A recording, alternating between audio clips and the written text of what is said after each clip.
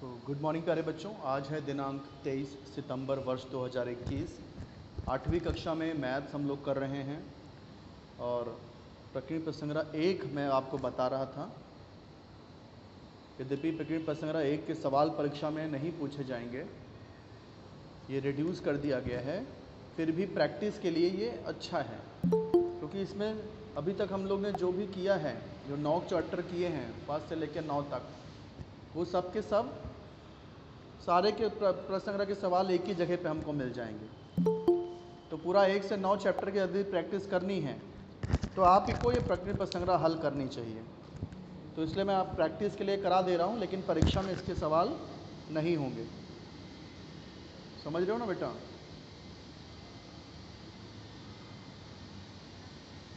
तो यस, तो आज है दिनांक 23/9/21 और हम लोग कर रहे हैं प्रकीर्ण प्रश्न संग्रह 1। इसमें हम लोग ने ये 4 सवाल कर लिए हैं। आज मुझे 5वां बताना है आपको। 5वें सवाल में क्या दिया है? एक रेखा L खींचना है और उस रेखा से 3.5 सेंटीमीटर अंतर पर एक समांतर रेखा खींचना है। तो कच्ची आकृति पहले मैं बना लेता हूँ। कच्ची आकृति क्या करना है? एक रेखा L खींचना है। हमें एक रेखा L खींचना है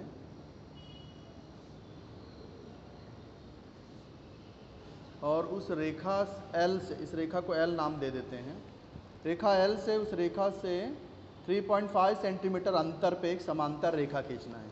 इसी रेखा के एक समांतर रेखा खींचना है। तो ये दूसरी रेखा खींचनी है जो रेखा L के समांतर हो, लेकिन दोनों के बीच की दूरी कितनी होनी चाहिए? 3.5 सेंटीमीटर। इनके बीच की जो लंबवत दूरी होती है वो 3.5 सेंटीमीटर होती है। तो इसकी रचना कैसे करेंगे हम लोग? देखो, मैं बता रहा हूँ आपको कैसे करना है। सबसे पहले तो हम लोग रेखा L खींच लेंगे। रेखा L खींच लिए, फिर क्या करना है? देखो, इसके बाद में इसको रेखा L नाम दे दिया। अब कोई भी 2 बिंदुओं पर लंब खींच दो। या तो आप ट्रायंगल का यूज़ भी कर सकते हो, गोला प्रकार से भी कर सकते हो। ट्रायंगल मैंने आपको बताया था, जैसे कोई भी 2 बिंदु ले लिया मैंने और मुझे यहाँ पे लंब खींचना है। तो अगर गोला प्रकार से खींचना है तो क्या तरीका है? गोला प्रकार को यहाँ पे रखो और गोला प्रकार में कितनी भी दूरी ले करके यहाँ पे गोला प्रकार रख के एक चाप यहाँ, और उतनी ही दूरी लेते हुए उसी बिंदु से एक चाप यहाँ, फिर यहाँ पे गोला प्रकार रख के आधे से ज़्यादा दूरी लेंगे तो इस तरह से इधर चाप आ जाएगा, यहाँ भी रखेंगे एक चाप इधर आ जाएगा। फिर ये पॉइंट और ये पॉइंट दोनों को जोड़ मिलाते हुए एक लाइन खींच देंगे। तो ये हो गया लंब। ये लंब कैसे खींचा, समझा कि नहीं? यस। फिर क्या, देखो हमको 3.5 सेंटीमीटर चाहिए, तो गोला प्रकार में 3.5 लेना है और यहाँ पे गोला प्रकार की नोक रख के 3.5 सेंटीमीटर का एक चाप खींच देना। 3.5 सेंटीमीटर दूरी ले करके यहाँ पे गोला प्रकार रख के इस लाइन को काट देना। तो ये पॉइंट 3.5 की हाइट मिल गई। ऐसे ही सेम टू सेम ये बिंदु पर भी करना है। कनौजिया नंदिनी,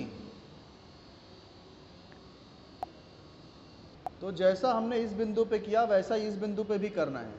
यहाँ गोला प्रकार रखेंगे, कितनी भी दूरी गोला प्रकार में लेनी है और लेफ़्ट साइड में एक चाप खींच देना है यहाँ पे रख के, और फिर यहीं पे रख के राइट साइड में भी एक चाप खींच देना है। याद रखना, ये दूरी, ये बिंदु से ये चाप की दूरी और इस बिंदु से दूसरे चाप की दूरी बराबर रहनी चाहिए। फिर यहाँ पे गोला प्रकार रख के, हाँ एक ही रहना चाहिए। इधर भी ऐसे ही करना है, इधर जो माप रहेगा वही यहाँ भी रहेगा, उतना ही माप। ऐसे यहाँ जितना माप रहेगा ये भी माप उतना ही रहना चाहिए। अब गोला प्रकार लेना है, यहाँ पे गोला प्रकार रख के आधे से ज़्यादा दूरी लेनी है और ऐसा एक चाप बना देना। फिर यहाँ पे गोला प्रकार रख के वापस एक चाप। अब ये चाप का ये पॉइंट और ये पॉइंट, इन दोनों को मिलाते हुए एक रेखा खींच देना। तो इस तरह से एक रेखा मिल जाएगी। ये दूसरा 90 डिग्री मिल गया। अब हमने यहाँ से जो 3.5 की दूरी ली थी, उसी तरह यहाँ भी 3.5 की दूरी लेके एक चाप खींच देना, 3.5 सेमी की दूरी। अब ये दोनों पॉइंट को आप मिला देना।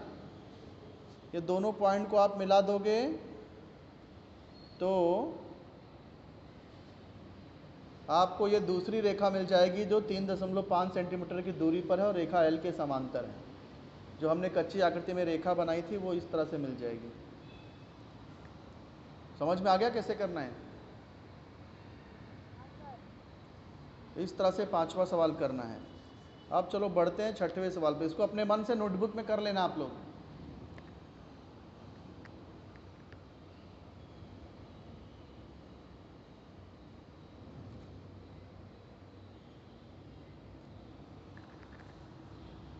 ठीक है, आगे बढ़ें। चलो छठा सवाल क्या है? हाँ बेटा बोलो। सर मैं फोन में अर्जेंट कॉल आ रहा है, मैं मीटिंग पर कट कर रही हूँ। ठीक है, वापस ज्वाइन कर लेना। हाँ सर।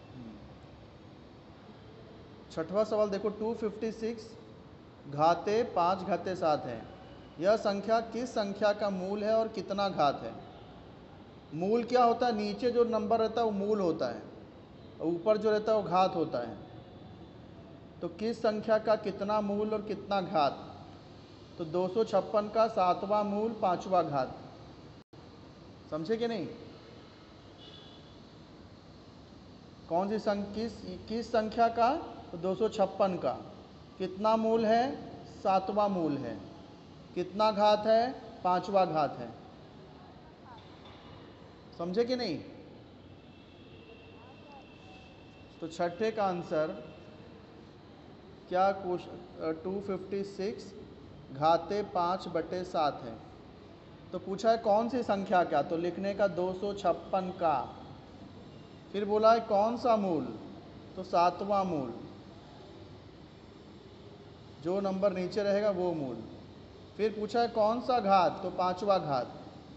256 का 7वां मूल का 5वां घात, 5वां घात। ये हो गया छठा सवाल। समझ गए? माइक बंद करो, किसी घर से आवाज़ आ रही है, घर की बातें यहाँ सुनाई दे रही हैं। माइक बंद हुआ कि नहीं उसका? ठीक है, चलो फिर आप 7वें सवाल पे बढ़ते हैं। 7वां सवाल क्या है? विस्तार कीजिए। तो इस सूत्र मैंने बताए हैं विस्तार करने के आपको।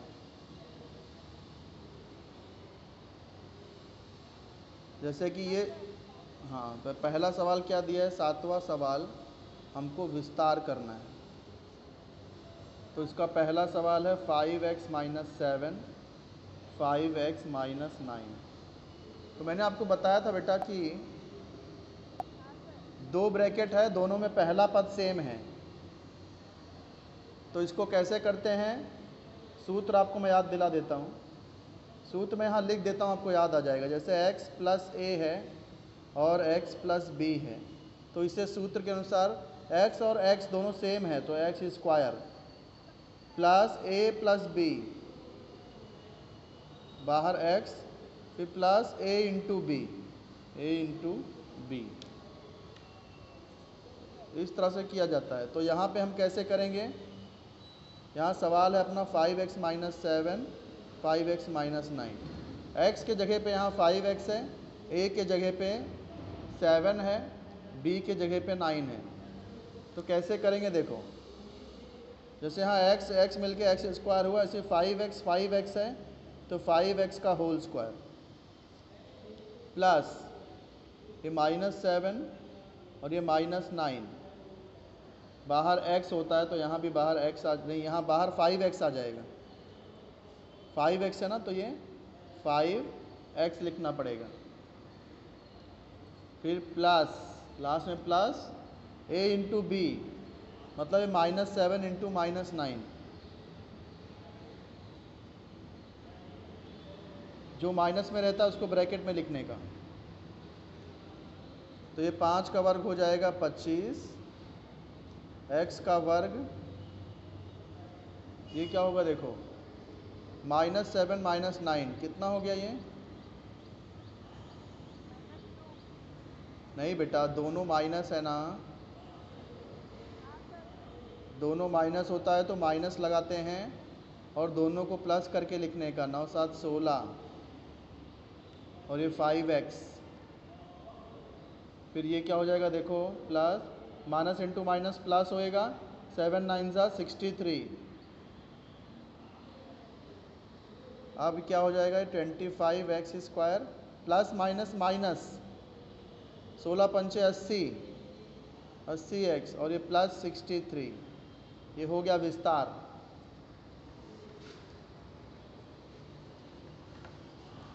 समझ में आया? ये यहाँ पे मैंने सूत्र लिखा है, इसी सूत्र के आधार पे इसको विस्तार किया मैंने। आप सातवें का दूसरा भी देख लेते हैं। क्या है? 2x माइनस 3y का whole cube, 2x minus 3y का होल क्यूब। तो सूत्र क्या था इसका?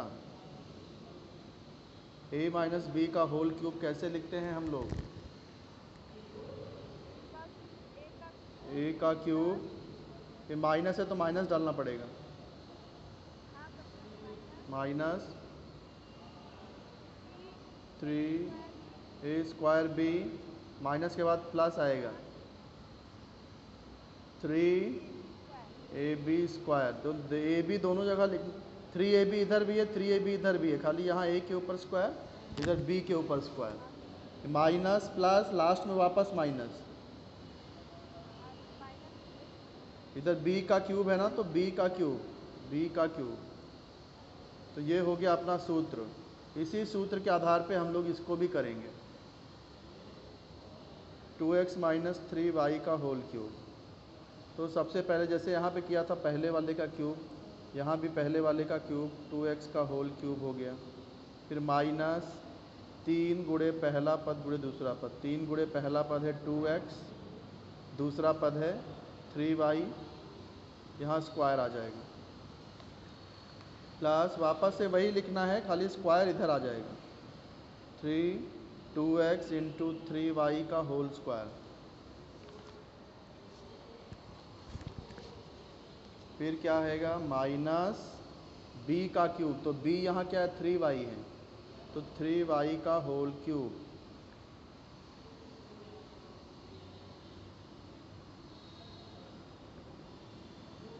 अब आगे देखते हैं, 2 का घन कितना होएगा, 2 दूनी 4 दूनी 8, तो ये 8 हो गया। फिर x का घन मतलब x⁻3 माइनस, देखो यहाँ इसका पावर है तो पहले पावर सॉल्व करना पड़ेगा, सब जगह पहले पावर सॉल्व करो, बाद में दूसरा कुछ करेंगे। जैसे 2 स्क्वायर है तो 4 और ये x स्क्वायर है, फिर ये 3y वैसे ही लिखो, प्लस 3 इंटू 2x वैसे ही लिखेंगे, 3 स्क्वायर 9 और ये y का स्क्वायर, माइनस यहाँ पे 3 का क्यूब है, तो 3 त्रिक का 9 त्रिक 27, 27 और ये y का क्यूब। अब जितना गुणा करने वाला है गुणा कर देंगे हम लोग, 8x क्यूब वैसे ही रहेगा, इधर देखो 3 चौक 12, 12 यहाँ 36, तो minus 36 x square y, plus ये क्या हो जाएगा, 3 दूनी 6, 6 9 54, 54 x y square minus 27 y का क्यूब। ये हो गया, आई बात समझ में? यस। अब तीसरा सवाल क्या है, तीसरा सवाल है ये भी इसके जैसा ही है, देखो ये भी होल क्यूब है, इधर भी होल क्यूब है, सेम फार्मूला,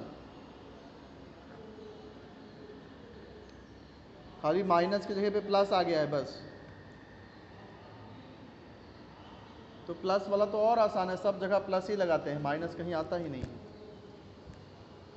तो ऊपर के सूत्र के अनुसार क्या करते हैं, जो पहले वाले का क्यूब करते हैं, पहला पद a है, a का क्यूब प्लस 3 इंटू पहला पद गुणे दूसरा पद, और यहाँ पहले पद के ऊपर स्क्वायर, वापस से 3 इंटू पहला पद गुणे दूसरा पद, यहाँ पर दूसरे पद के ऊपर स्क्वायर आएगा, प्लस फिर जो दूसरा पद है उसका होल स्क्वायर।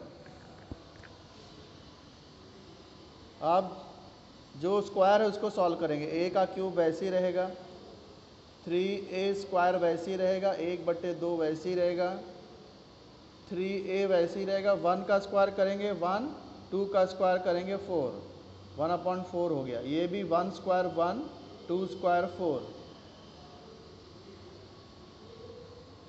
a का क्यूब 3a स्क्वायर इंटू 1 करेंगे तो क्या हो जाएगा, 3a स्क्वायर, अब 3a स्क्वायर ही होएगा ना, 3a square into 1 3a square, upon 2 है तो यहाँ भी अपॉन 2, 3a इंटू 1 तो 3a हो जाएगा, अपॉन 4 तो यहाँ भी अपॉन 4, प्लस 1/4। तो तीसरा सवाल भी यहाँ हल हो जाता है। आ गया समझ में?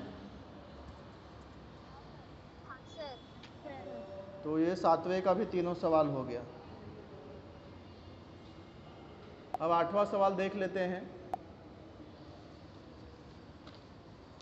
8वां सवाल क्या बोला गया है? एक विशाल कोण त्रिभुज बनाइए। विशाल कोण त्रिभुज यानी अधिक कोण त्रिभुज, ये मराठी शब्द आ गया है यहाँ। मराठी में अधिक कोण त्रिभुज को विशाल कोण त्रिभुज बोलते हैं। तो विशाल कोण त्रिभुज बनाना है और उस त्रिभुज की सभी माध्यिकाएं खींचिए और उनका छेदन बिंदु दिखाइए। तो इसका रफ डायग्राम मैं बनाता हूँ। सबसे पहले क्या बोला है, विशाल यानी अधिक कोण त्रिभुज बनाइए।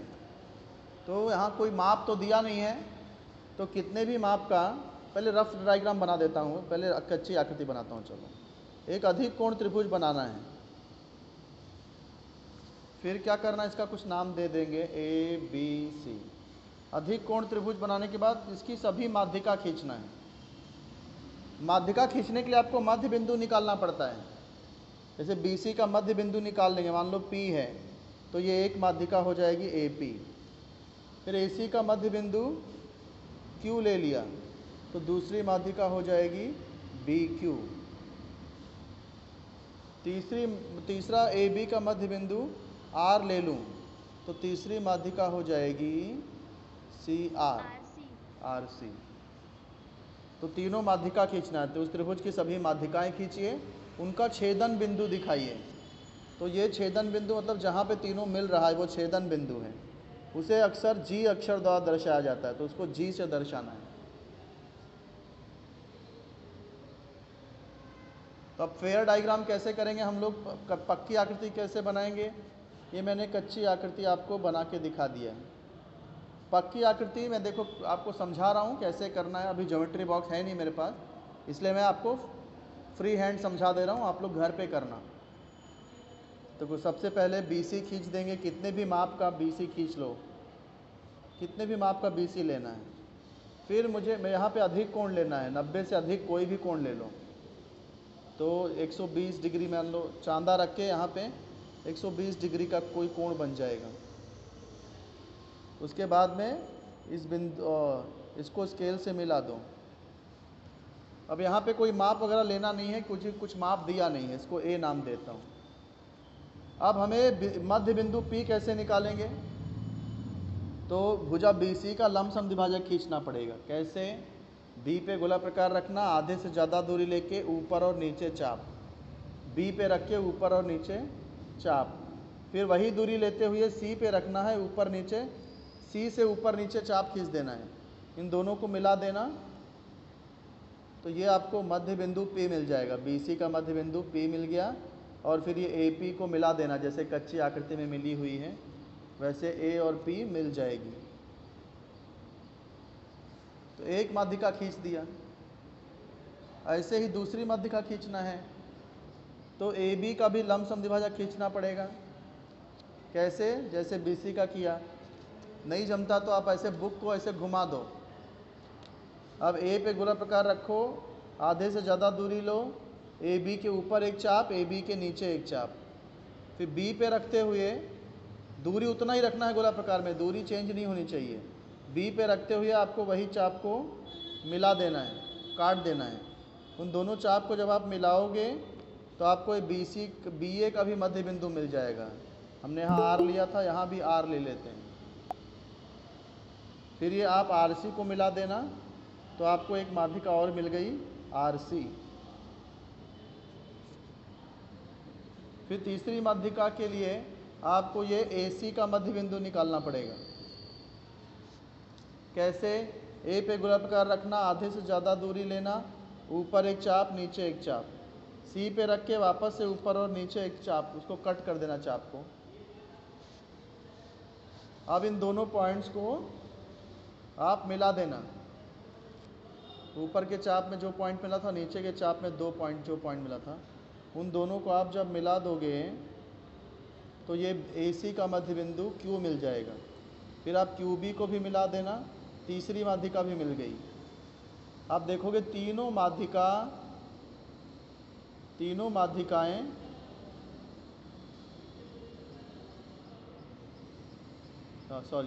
ये माध्यिका, हाँ, ये ए पी सी, ये क्या नाम दिया मैंने, सी आर और ये क्यू बी, ये तीनों एक ही बिंदु से जा रही है। इस बिंदु को जी नाम दे देना। समझ में आया कैसे करना है? इस तरह से 8वां सवाल करना है। तो यहाँ पर मैं रुक जा रहा हूँ 8वां सवाल करके। अभी इसमें कहाँ तक सवाल दिए हैं? टोटल सवाल 17 तक दिए हैं। तो बाकी के सवाल हम लोग कल करते हैं। मैंने आपको कहा था कि रोज़ एक एक प्रश्न संग्रह करते रहो। कर रहे हो आप लोग? करो बेटा, बाद में मैं रिवीजन लूँगा तो आपको काम आएगा। कितने लोगों ने लेक्चर अटेंड किया है देख लेते हैं ज़रा।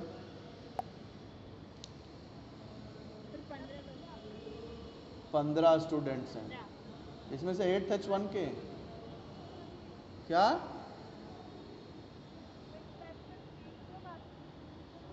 तीस लोग थे तो 15 कैसे हो गए?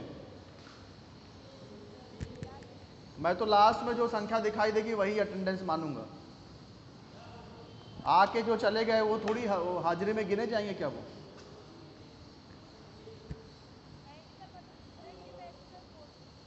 अच्छा, सुबह में कितने थे? 20 लोग।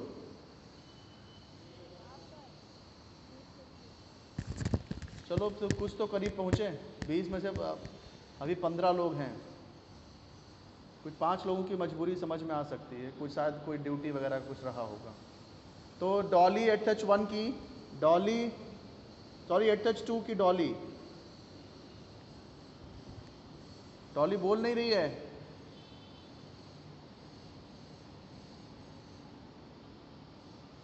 मोबाइल 8th H2 की, बट बोलना तो चाहिए। गायब है तो मोबाइल रख के गायब हो गई डॉली।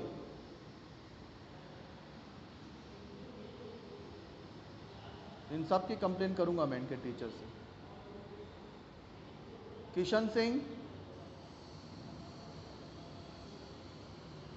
परमार लक्ष्मी हो गई है, परमार लक्ष्मी। तो ये तो 8th H1 की है लेकिन बोल नहीं। हाँ, लक्ष्मी। फिर कुमकुम चौहान मतलब खुशी, 8th H1 की खुशी है ये। फिर शेख नौशाद मतलब शेख कुसुम, ये खुशनुमा। ये लोग बोल नहीं रहे हैं, ये सर भी नहीं बोल रहे हैं। खुशनुमा, मालवी, पिंकी मालवी मतलब नीलेश। नीलेश।